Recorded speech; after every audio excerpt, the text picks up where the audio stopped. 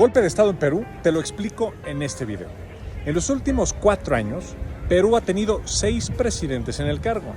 La gran mayoría de ellos fueron destituidos por el Congreso de aquel país. El Congreso del Perú es tan poderoso que tiene la capacidad de destituir al presidente en turno por medio de un proceso que se llama moción de vacancia.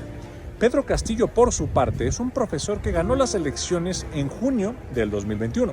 Su sueño era transformar al Perú, sin embargo, al llegar al poder, se topó con un Congreso fragmentado que en la práctica le impidió gobernar durante el corto tiempo que estuvo en su mandato.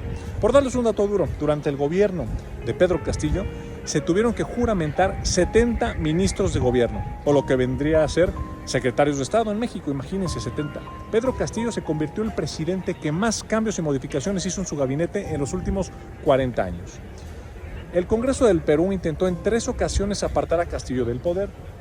Antes de que iniciara la tercera moción de vacancia, Castillo, en su desesperación, cometió un suicidio político al intentar disolver el Congreso, y ese error de Castillo fue lo que se usó para sacarlo del poder.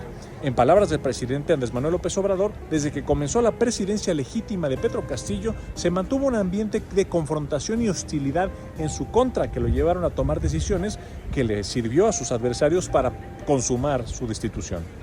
Pedro Castillo, quien fue electo de manera democrática por la mayoría del pueblo de Perú, fue detenido y la vicepresidenta Dina Boluarte fue la que asumió el poder.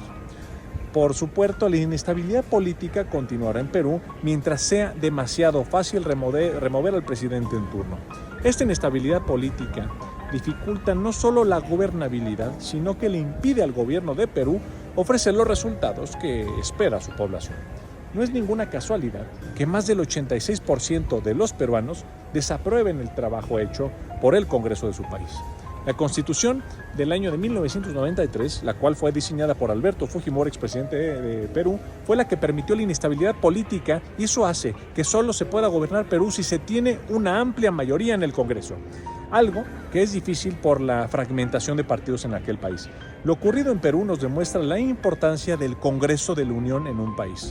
El Congreso es ante todo responsable de mantener la estabilidad y el equilibrio político.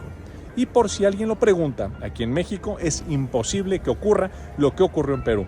Gracias al voto de millones de mexicanos, el presidente Andrés Manuel López Obrador tiene una mayoría cómoda en el Congreso de la Unión, y eso es lo que le ha permitido generar cambios legislativos en beneficio de todo el país. Entonces, Perú es un caso aparte, y los peruanos tarde o temprano tendrán que buscar la forma de garantizar la gobernabilidad en aquel país. Soy Miguel Torruco Garza y les mando un fuerte abrazo desde aquí, de la Cámara de Diputados. Hasta luego.